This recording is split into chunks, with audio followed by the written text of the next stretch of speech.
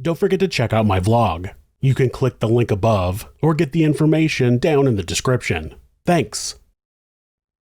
Mental health is something we still don't talk about enough in today's society. Sure, most are far more aware of the effects it can have on a person nowadays, but with there still being something of a stigma around it, many who are struggling can often be forced to let their condition fester. In some cases, it can result in people reaching a point that they lose sight of not only themselves, but of everyone else around them as well. Of course, that's nothing compared to what happened in the case of Julie Schenecker, because when she fell, she continued to spiral downward until she reached a point where she was capable of carrying out an unforgivable act, something that no parent should be able to do. This is Monsters.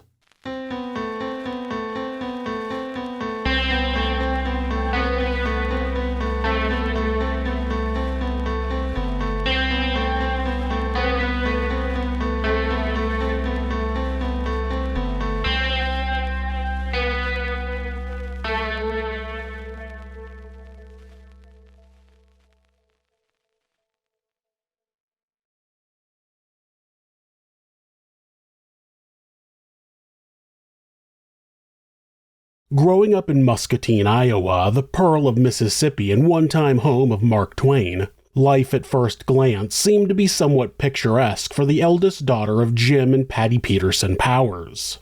On the outside looking in, she had everything she could possibly want. She was pretty, well-liked by her peers, and was a talented athlete, with her particularly excelling in both track and basketball. In fact, according to Sylvia Carroll, a childhood friend of Julie's, quote, "She was the epitome of what wholesome is. You wanted to be like her."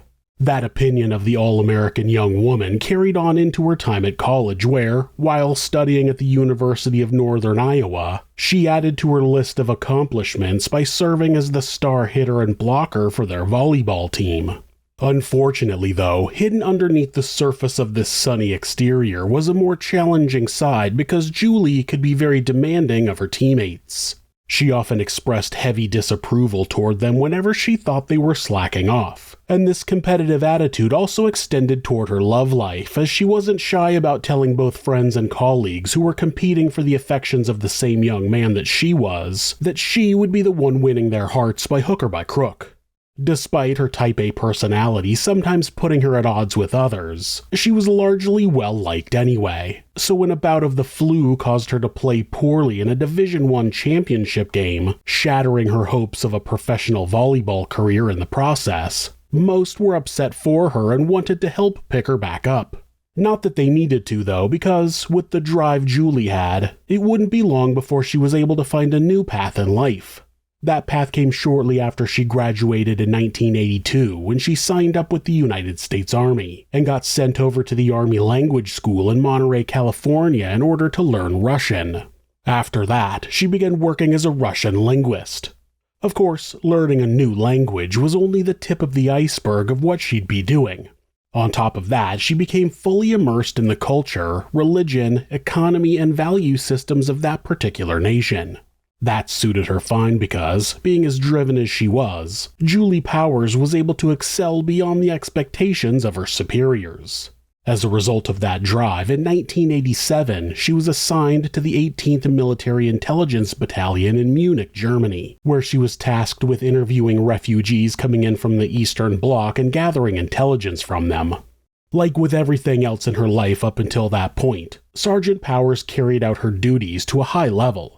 What's more, her Type A personality would no longer create conflicts with her peers because, as a former colleague put it, quote, "Everybody we worked with was Type A because of the nature of the business." Everything was going great for the young woman from Iowa. The only thing that was missing was a partner in which to share the good times. But that would soon come too, as while coaching the men's Army volleyball team, Julie first met Parker Schenecker, a senior leader and strategist of the United States intelligence community. With the two hitting it off immediately, it wasn't long before they were officially dating. Come 1990, the pair were briefly separated when, while Julie remained stationed in Munich, Parker was transferred over to Fort Huachuca in southeast Arizona where he worked as an instructor for a while. This turned out to be the starting point for a lot of Julie's mental health problems, because it was while apart from her partner that she was first diagnosed with depression. But rather than come clean with her boyfriend about it once they were reunited in 1992, she kept it a secret, apparently ashamed of such a perceived weakness on her part. It wouldn't be until after the two were married later that year on October 10th that she finally opened up about what was going on. Of course, any worries she may have had about her new husband looking down on her because of her illness proved to be fruitless, as Parker not only accepted Julie's depression, he embraced it. So much did he embrace it, in fact, that by 1994 he was able to convince her to leave the army and become a stay-at-home mom, something he felt would serve her emotional state better following the good news the two had recently received about their soon-to-be growing family. That's right, Julie had become pregnant earlier in the year. That would lead to their daughter Calyx being born on September 12, 1994 in nearby Rosenberg, Germany. But that wouldn't be a location they remained in for long, because soon thereafter, Parker was transferred once more to Fort Leavenworth in Kansas. Still, at least this meant they got to settle down in the Midwest for a while as they got to terms with both being new parents and dealing with Julie's illness. Unfortunately, even that wouldn't be a permanent home as, once his time in Kansas was done, Parker and the rest of the family would be shifted around multiple times, going to places as far away as Hawaii where, on September 25, 1997, their household grew to include a second child, a son named Beau. To those who knew them, this was a very happy time, but it was actually a great struggle for Julie as she suffered terrible postpartum depression following the birth. That caused her to have to go back on antidepressants. When her husband was called back to the US mainland in the winter of 1998, she decided she didn't want to move back there quite yet as she was enjoying the warmer climate of Hawaii and the effect it was having on her mental health. As someone who spent most of his life living in the Pacific Northwest, I can tell you that the lack of vitamin D can definitely affect your mood. That was what led her and the kids staying behind for an additional 6 months while Parker returned to the East Coast to continue with his duties. Despite the hopes being that the extra time in Hawaii would help Julie get better, things only continued to worsen. She felt like she was watching as her husband got to live the military lifestyle she had once wanted for herself, which caused her depression to return. In 2001, she suffered a severe episode. It was so bad that she ended up being hospitalized at a National Institute of Health facility. While there, further light was shed on her mental state as she was diagnosed with both bipolar disorder and schizoaffective disorder, two conditions that will see a person alternate between episodes of high-level mania and extreme depression, all while also showing symptoms such as loss of contact with reality and states of psychosis. Obviously, that was a major cause of concern for the family, but at the very least there was renewed hope that, now with a formal diagnosis, work could begin on treating Julie properly for the first time in her life. While doctors spent the next 9 months doing just that as Julie remained in an inpatient facility, Parker took up full-time duties of raising the kids, albeit with a little help from both his mother and a nanny that he had hired. This seemed to work wonders, at least for a while because, with the continued therapy, come 2003, Julie was deemed well enough to return to Germany with her husband for a family celebration. By the time 2005 rolled around, problems were beginning to arise again as, feeling like her medication was leaving her altogether numb, the mother of two had stopped taking it. Not long after they relocated to Odenton, Maryland in 2005, Julie went through a 6-month period of intense mania which often left her agitated, unable to control her temper and with a flurry of delusional beliefs. But while she may have been happy to remain in such a state if it meant she could feel something, Parker was not okay with it. That was why, in early 2006, unable to handle her outbursts anymore, he forced his wife to go to Walter Reed Hospital for further treatment. Of course, this wasn't the only big situation the family was going through at that point though, because elsewhere in his personal life, Parker had received news that he was finally going to be made colonel and moved to the United States Army War College in Carlisle, Pennsylvania. This unfortunately meant that, whether it was good for her stability or not, Julie and her kids would have to be relocated again. This time to Boiling Springs, a township in Cumberland County. Perhaps surprisingly, this move did not cause her to slip into either a manic or depressive state as some had feared it would. No, partially as a result of the quiet and calming atmosphere of the town, Julie's mental health somewhat stabilized. As if that wasn't good enough news, the kids seemed to be doing well in their new home too. After years of constantly having their lives moved around, both Calyx and Beau were finally able to lay down some roots and make some friends amongst the local children living there. But as was probably always to be expected, this brief haven of paradise would only be temporary because just 2 years later in 2008, Parker was restationed once again, this time to Tampa, Florida. While that would finally prove to be a more long-term settling point for the family, it was also the period where Julie first became aware of the work of German New Age author Eckhart Tolle. Why was that important? Well, after reading about his thoughts on identity in his self-help book entitled A New Earth, Awaken Your Life's Purpose, the troubled young woman took to viewing her own mental state from a different perspective. But then why wouldn't she? Because according to what he claimed, none of our identities were to be derived from our senses of who we are, but rather from who we wanted to be. So Julie saw in that a new hope for herself, one that meant she didn't have to focus on the voice in her head struggling with mental illness as being the real version of herself. She felt emboldened to seek out a better self instead, something that could initially be seen as a good thing.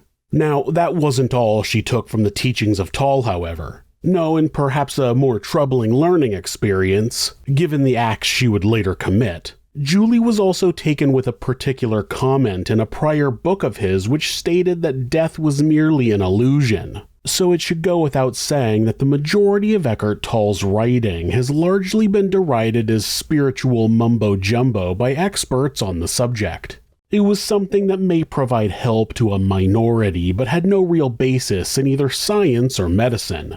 The psychiatric community believed it shouldn't be used as a substitute for psychotherapy, especially if you were suffering from the kind of serious condition that Julie was. But she wasn't interested in such pleas by now. As far as she saw it, something was finally working for her, and why would she throw that away in order to continue on with the same old medication and therapy that had only brought her temporary relief in the past?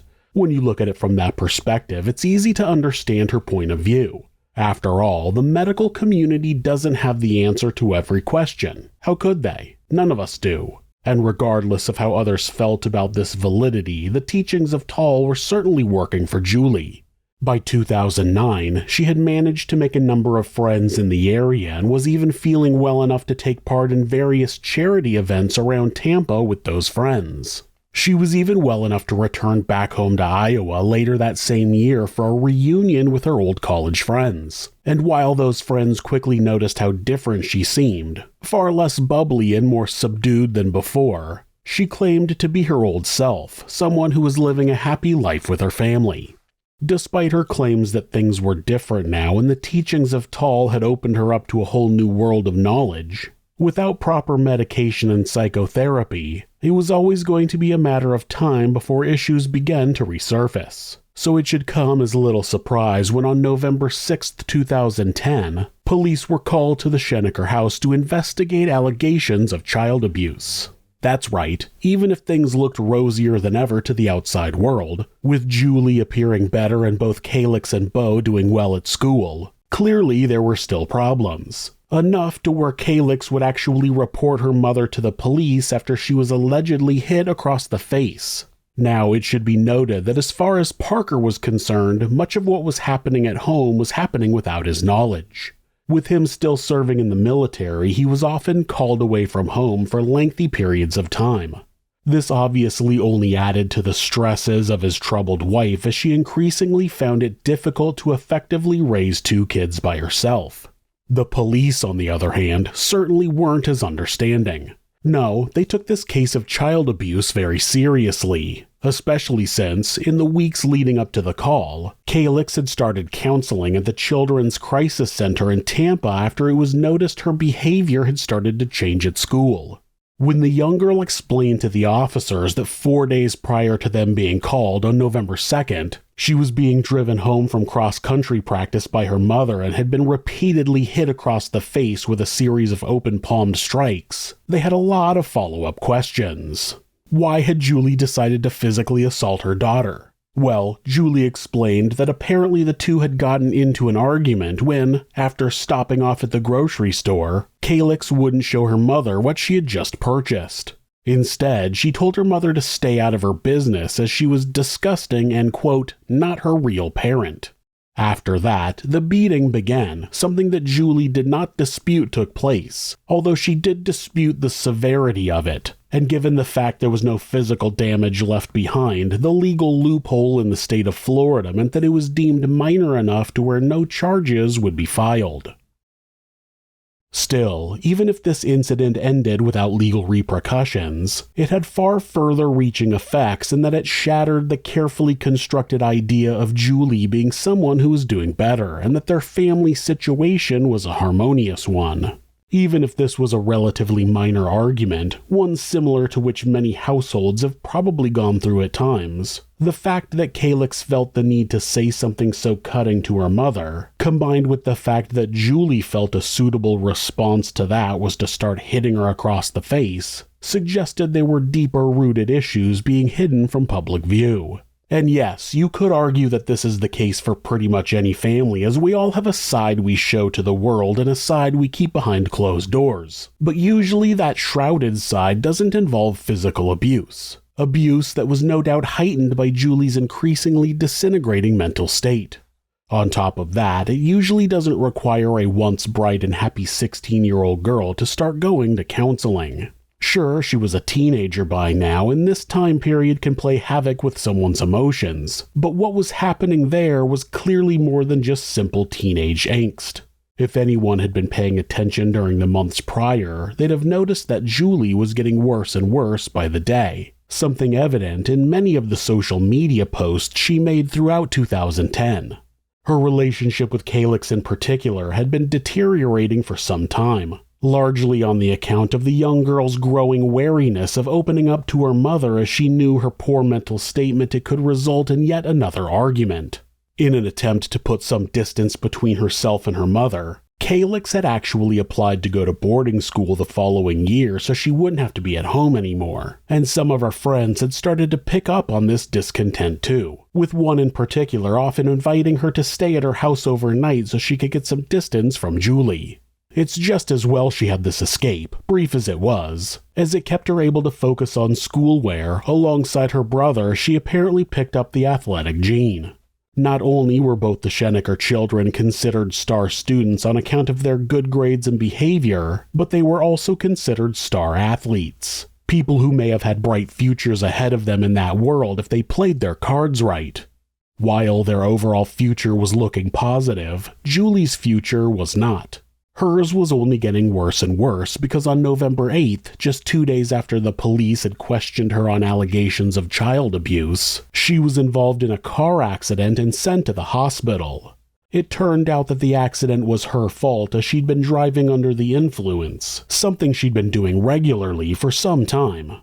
After undergoing surgery earlier in that year, Julie had been prescribed OxyContin for pain relief, and like with so many other Americans who were prescribed this particular drug, she soon became addicted to it to the point she couldn't go a day without it. On top of that, she'd also begun drinking heavily, something her husband Parker was aware of. But while he couldn't force her to enter rehab, he could at least forbid her from getting behind the wheel of a car. Or so he thought. It turned out to be a rule she evidently didn't listen to based on the fact she managed to injure both herself and another driver while intoxicated. As a result, Julie was required to enter a 21-day drug rehabilitation program. Once she completed the program, the symptoms of her illness didn't appear to have gotten any better. If anything, they were worse. That was evident in the fact that, aside from continuing to abuse alcohol and OxyContin, she also cut off all contact with friends and family and would now spend as many as 20 hours a day in bed. Despite that, she still remained chronically tired during those few hours she was up and about, something that's fairly common for those going through a depressive phase of bipolar disorder. At least there was some hope on the horizon as, later that year after agreeing to take part in family therapy, Julie's condition improved somewhat. Due to that, by the time Christmas rolled around, the household seemed to be a happy one once again. Even social workers agreed when they carried out a follow-up visit after the child abuse allegations from months prior, with their findings being that the children seemed happy and that Julie was in an altogether better place. Not to sound like a broken record, but what seemed like a new dawn for a new year ended up being only the calm before the storm. That was because on January 10th, 2011, just a couple of weeks later, Parker received news he was to be deployed out to the Middle East immediately.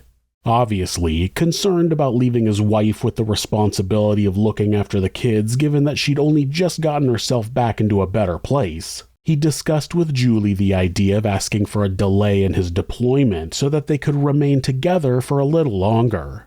As far as Julie was concerned, though, that was entirely unnecessary as she believed she would be fine to take care of both Calyx and Beau alone. Of course, while she may have felt that way, her family did not. So not long after Parker was shipped out once more, he received an email from a number of them who argued that by leaving her behind at such a critical time, he was risking letting her slip again. Parker took great offense to that as he believed he'd done everything in his power to make sure Julie was being taken care of. In his email response, he made those feelings clear by stating that none of them understood the difficulties of being married to a woman who was so broken. Now, that wasn't meant to be a shot at his wife, but it certainly could have been taken that way. That was why, once Julie found out an email had been sent to their family and asked to see it, her brother refused to forward it along. Rather than put her mind at ease, it only served to make her start worrying about what could have possibly been in that email. With those worries came the beginnings of a fall back into depression. Was her husband unhappy with their marriage? Had he finally got tired of her and her issues? Was this a sign that things were coming to an end and he would soon ask for a divorce?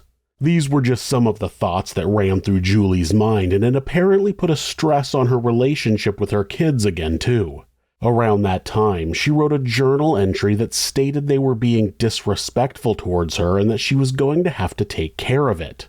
Following that, on January 22nd, she traveled 44 miles or 70 kilometers round trip to a lock-and-load gun store in order to purchase a weapon that she claimed was for home defense. As she put it, there had been a handful of home invasion robberies in her area as of late, and she wanted to make sure her family was safe should such a thing happen to them. Unfortunately for Julie, due to state gun laws, the purchase of the revolver she wanted would be delayed 3 days while a background check was carried out. Disappointed, she returned home and left an altogether chilling note in her diary that simply read, quote, "The massacre will be delayed." Yep, at this point, Julie had made the decision to kill her children and then take her own life, with that being the reason she'd chosen to travel to a gun store in a different county, as it meant it was less likely it would be noticed by anyone in her family. Why had she decided her kids needed to die? Well, a number of different possible reasons were given after the fact, with one suggestion being that Julie was worried Calyx and Beau were going to inherit her mental illness. So rather than have them spend the rest of their lives suffering like she was, she felt the best thing to do was to put them out of their misery. Of the 5 types of filicide, this would be referred to as altruistic filicide, a parent killing their child in order to save them from something, a life of poverty, or in this case, an inherited physical or mental health problem. Even a phone call from her husband wouldn't change her mind about her plan. When Parker spoke to her soon after and asked if everything was going okay at home, she simply responded that everything was fine. When he informed her and the rest of the family that he would be returning home soon, she seemed happy about the news, despite her already being well aware that by the time he did return, her plan would already have been enacted. By then, the troubled woman had gotten her hands on the revolver she'd purchased days ago following a successful background check. That's right, despite Julie having a history of mental illness, she had no problem legally purchasing a handgun. So after traveling back home with the weapon on January 27th, she went to her journal once more and wrote out detailed notes on how she was going to kill her children and then end her own life.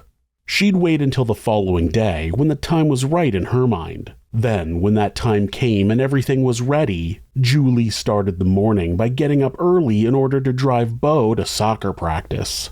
What her son didn't realize, though, was that she was bringing her revolver along for the ride. And so when he said something that set her off mid-journey, causing her to pull out her weapon and fire a shot into the windshield, he was understandably terrified.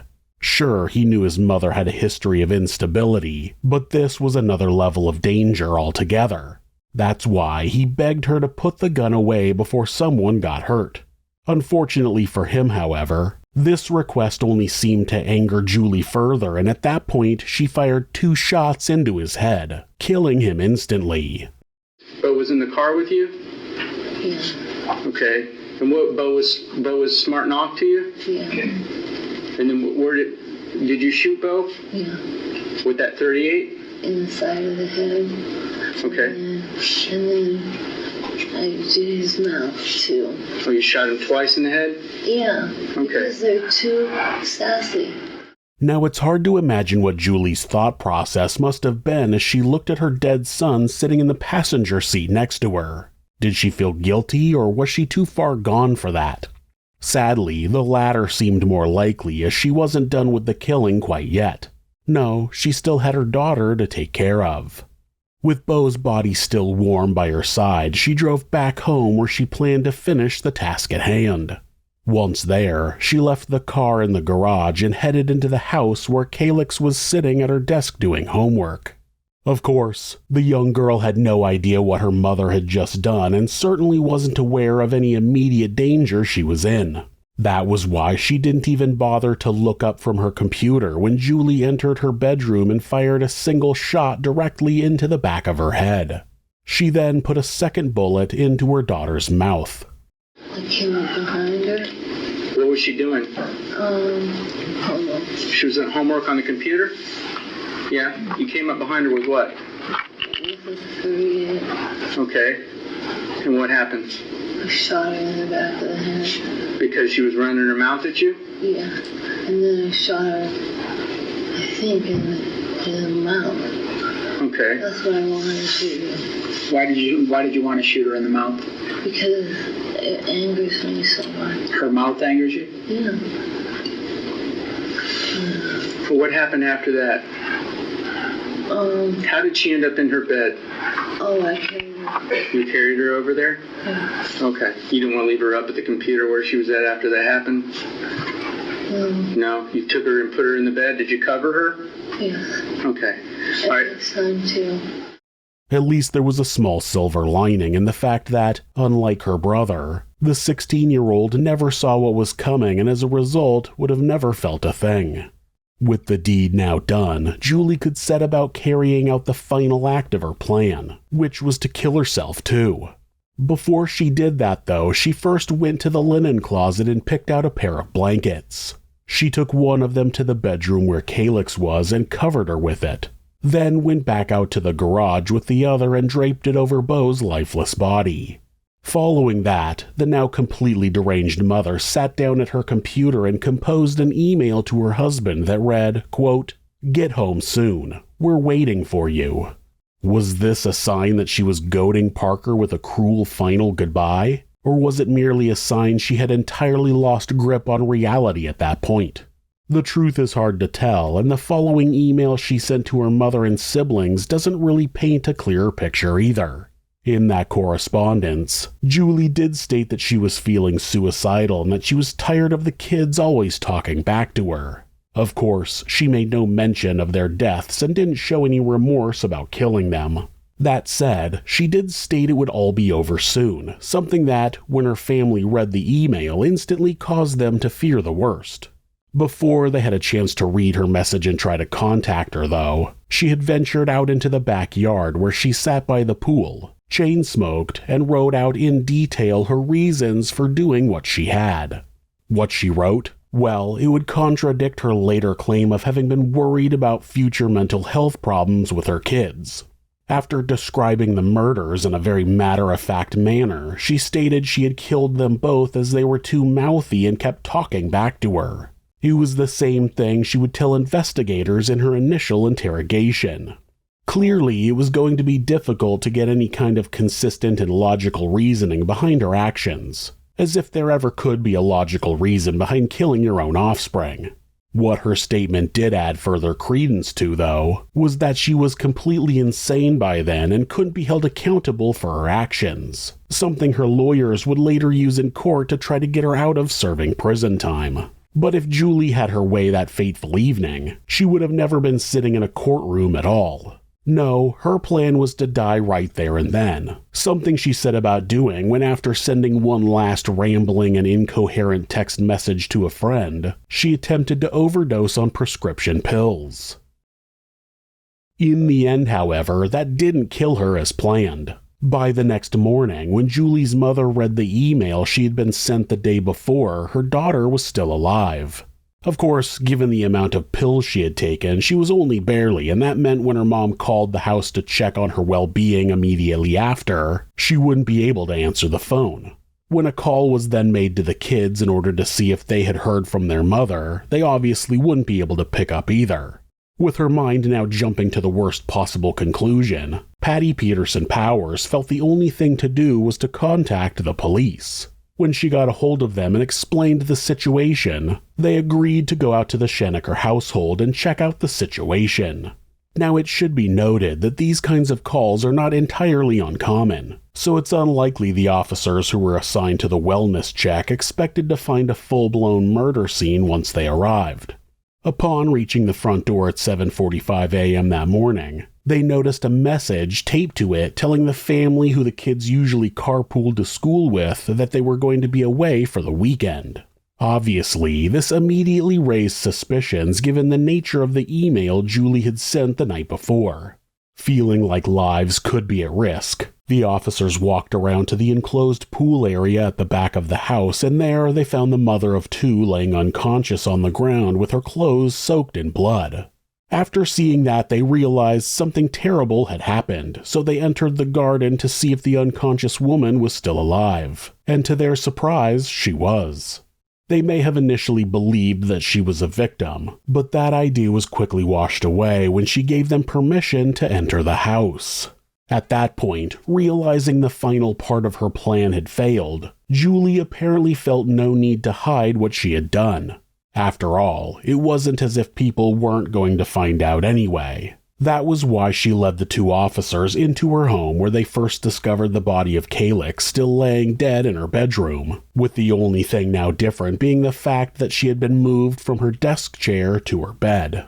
After that, the killer led officers to the garage where 13-year-old Beau remained strapped into the front passenger seat of the family minivan, the blanket covering him now fully blood-soaked. When asked what had happened, Julie felt no hesitation in explaining that she killed them both and attempted to kill herself. When police asked her why she had done it, she was recorded saying, quote, "My daughter, the 16-year-old, is mouthy. She calls me names." Clearly this was a case of murder, and given it had been apparently planned out ahead of time, it was murder in the first degree. After reporting the incident to their superiors, the two officers on scene arrested Julie and waited for a team to show up to further investigate the house. During the investigation, it didn't take long to lead to a Smith & Wesson box and instruction manual lying in the bathtub, along with 15 live rounds and 5 spent ones next to it. On top of that, Julie's journal was discovered on her bed with the final entry reading, quote, "I have really lost my mind. I'm so sad. My 2 babies. It was too easy to take them out." Of course, attempts were made to keep the situation quiet from the public at first, at least until a complete picture could be pieced together of why exactly the murders had taken place. But it didn't take long for the neighbors to become aware of the situation and for word to start spreading around the neighborhood. Understandably then, when they did find out, the local community were shocked as both Calyx and Beau had been well liked by everyone around them, with the general opinion being that they were 2 very promising children who were managing to do well despite growing up in a difficult environment. As to Julie, however, there was far less goodwill directed her way. Even if it was understood among those living nearby that she was struggling with mental illness and had been doing so for some time, it was something that no one imagined she'd be able to carry out. How could any mother, whether ill or not, ever consider hurting her children? That was an attitude that was shared by police spokeswoman Laura McElroy, especially upon reading Julie's cold and matter-of-fact description of the crime itself in her journal entries. As she put it, quote, "It's hard to believe that a mother authored the notes because it's a very methodical, non-emotional description of the murder of 2 innocent children, of her own children. When she's describing it, it's just very matter-of-fact, devoid of emotion." On top of that, the spokeswoman also added that those same journal entries seemed to confirm that the murders had been premeditated. She said, quote, "Our belief is that she didn't snap. She planned this." It was something that only made the whole thing that much worse.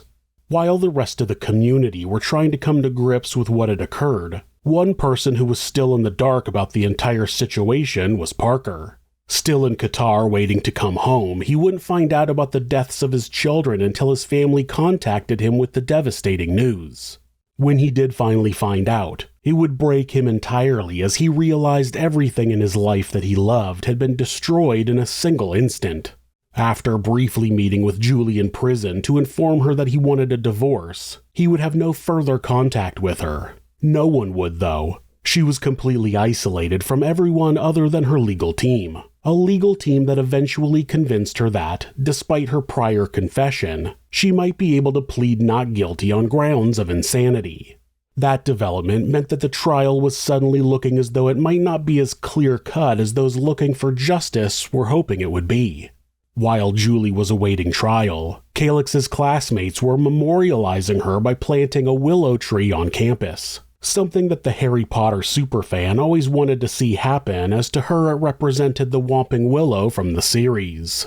It was an emotional moment of catharsis for the kids who had lost a friend, but that wouldn't make the trial process any faster, unfortunately. In August of 2012, both sides were able to successfully argue that they needed at least a year to review files found on the computer in the Schenecker home.